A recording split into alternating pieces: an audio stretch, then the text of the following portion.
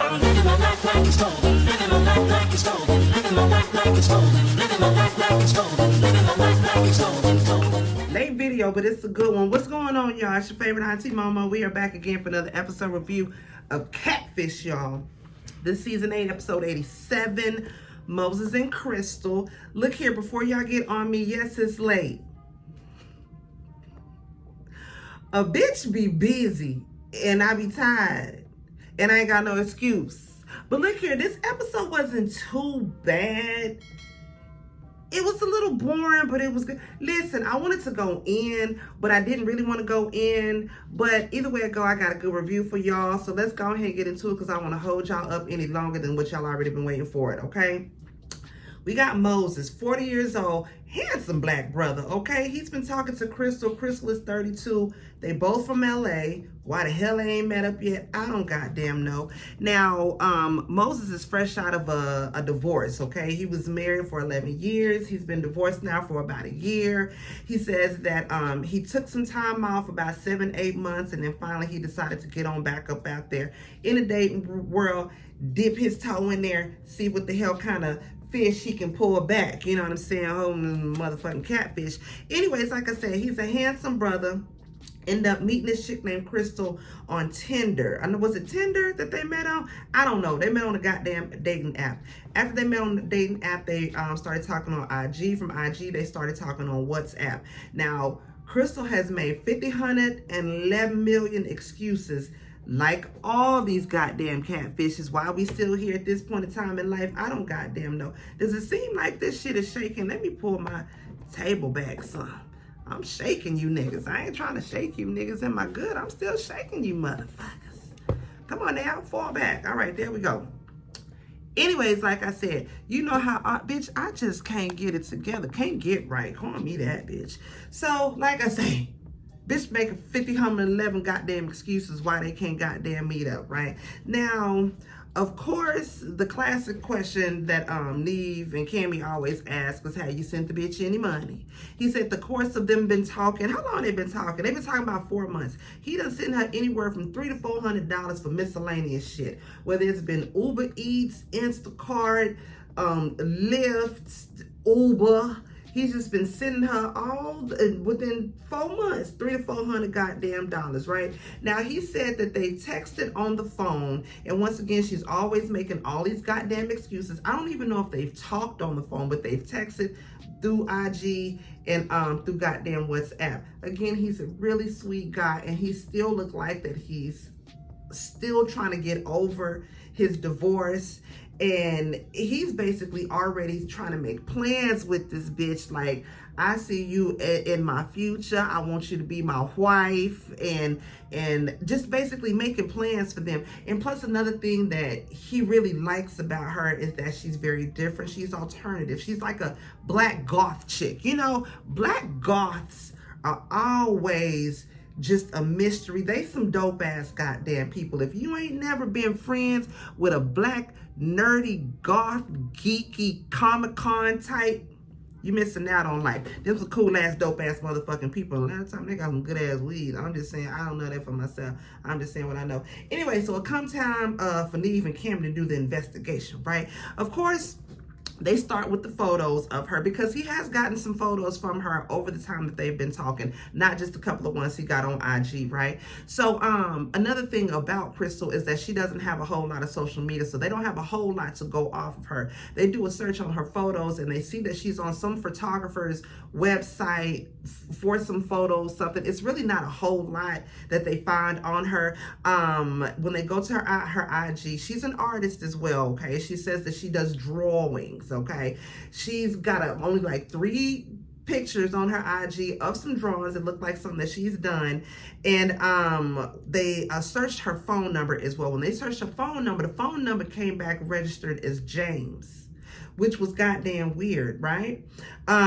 They also searched the addresses that he's been sending the Uber Eats and the Instacart and the Lyft and the Ubers and shit to, and they come back as a bunch of hotel, motel, no-tell Holiday Inns. So Neve Campbell was like, okay, what if she's a sex worker out here? Shout out to the sex workers, okay? We in that thing. We in that thing. This depending on what you doing now. So they just like, okay, this bitch, you know, she getting all these Uber Eats and shit and lifts to all these different goddamn hotel, motel, Holiday Inns.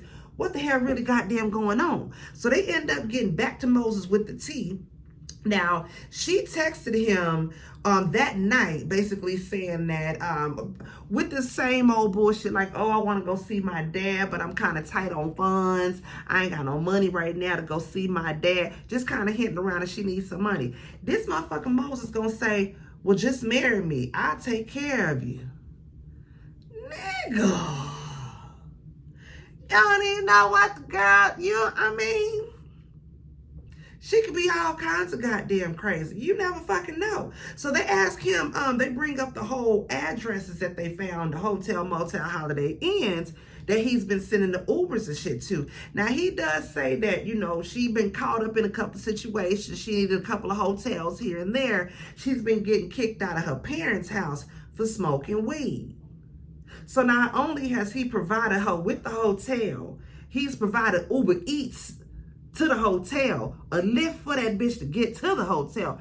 Probably gave her a little something on the sack while she at the hotel so she could smoke. This nigga say one time he went to the actual hotel that he rented for her. He went to the front desk, got a key, of course, because his name is on the room. He done goddamn paid for it. Child, he tries to go in there inside the room. He put the key in that bitch like he finna get on there, bitch. It's a latch on the door. He can't even get in that bitch. So they like, okay, in which I was even saying like, okay, well, did you at least see a glimpse of the bitch? Did you see a shadow of that hoe? Did you see any goddamn thing? He said he didn't get in there. She didn't talk to him. She didn't come to the goddamn door. So he got nowhere from there. Bitch, had it been me, I'd have set security up in that bitch. I'm gonna need y'all to kick the fucking door in so I can see who the hell up in there. Make sure there ain't no fat man up in there taking advantage of my goddamn Uber Eats and sack of weed and hotel room and all of that. Again, Moses is a really sweet, soft guy. But, like, come on now. It don't take common sense to see some weird shit is going on with that. I'm just saying, like, it don't make no fucking sense, right? So, Neve is finally like, fuck it, we gonna go ahead and send her a message because we really ain't got nothing else to goddamn go by on this shit, right? He ends up sending a message to her phone and to her WhatsApp. He ends up calling, I believe it was the phone he tries to call, and a guy answers the phone. And Neve is like, hello, who the fuck is this? What's going on? It's a bad reception. Can't really hear nothing that's going on. The guy that answers the phone, he was like, huh? And Neve is like, hello? Like, what the hell? Bad connection, like I say, the phone ended up hanging up, so we don't know what the hell is going on, right? So from there, Neve, again, he ends up sending a text message. They don't hear nothing. The next goddamn day, he ends up getting a text message from Krystal and was like, here's the address. We can meet up today, but it got to be today right now. I ain't got time for nothing else later. They like, okay, now, bitch, now you want to rush us like you want to be seen, bitch. You been ghost for the last 4 months. While you going to hotel, motel, Holiday Inn, doing whatever fuck it is you goddamn doing, bitch, we been looking for you and now you want to rush us? Okay, cool, we can goddamn do that. So the next day, they go and they show up to the address that Krystal gave them. And you know how Neve be all up in the window and people shit. One day, Neve gonna get his ass popped. He gonna get popped in the eye one day doing that to somebody. You can't be looking up, especially black people, Neve. You can't be looking up in black people's window like that, Neve. You just can't do that. So, lo and behold, goddamn, they go knock on the door, come out, bitch, it's Krystal. It's really her. Now, at first, I was kind of like, huh, is that her? Because she had on these glasses and she had on a face mask. You really couldn't tell nothing was going on. I'm like, mama, you need to pull that face mask down. We need to see all of what's goddamn going on. Like, bitch, do you have a jaw? I need to make sure you got a motherfucking nose. You got lips, bitch. Pull that goddamn mask down. She ends up pulling it down, and it's actual Krystal. Like a goth chick, right? Pretty nerdy goth chick. It's her. So I'm like, so it's been you this whole goddamn time. Y'all listen to this shit.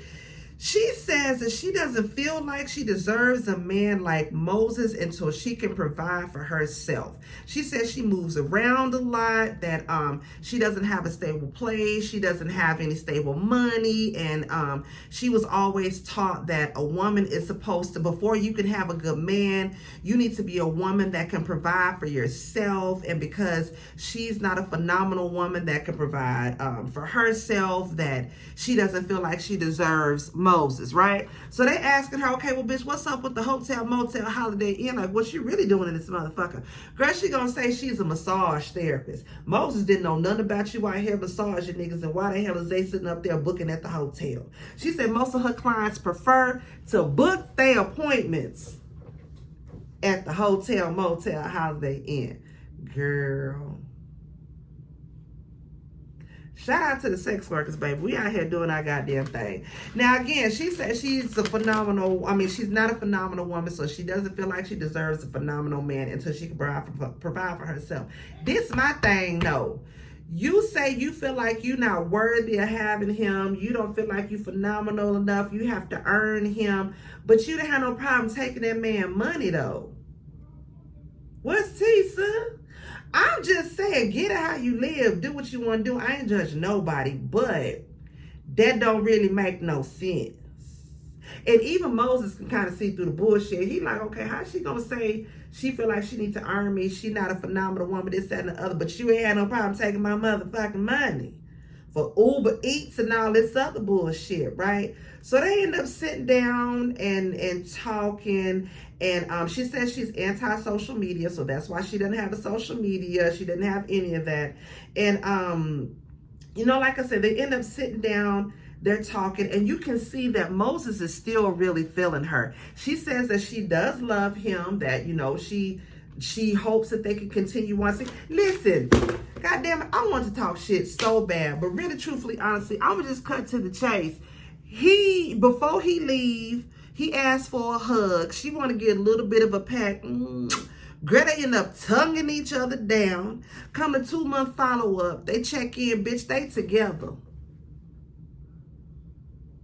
I'm a little upset that it's her, but then again, at the same time, for Moses, I'm glad that it is her. Because, bitch, once again, black love wins, and I love, and really, I wanted to go in on Krystal for her being who she is. But at the end of the day, when they did the 2-month follow-up, Moses looked happy. She looked really happy because she didn't have that same smile that she had on her face when we first met her to where she is now with him. She looked really happy, and bitch, I'm not even mad about that because, again, like I said, I want to go in on Sir. I really want to go in. But, girl, black, geeky, nerdy, goth, com-con love. You can't beat that with a bad bitch. I'm happy for them. That's it. That's all. They together, y'all. I'm happy for them. Kudos to y'all. Okay? But hopefully, you know what I'm saying? They probably will work out good for one another because, you know what I'm saying? He can upgrade you. Probably let me upgrade you. And then she can feel that void that he has, that loneliness of that wanting that love. Hopefully they good for one another. Like I said, black, nerdy, geeky, goth love wins again. Can't be mad at that, y'all. That's it. That's all I got for that. If it was anything that I missed, y'all know what to do. Drop it down below and let me know. Y'all don't forget to like, comment, subscribe, and share. And your Auntie Mo gonna see you on the next video. Peace out.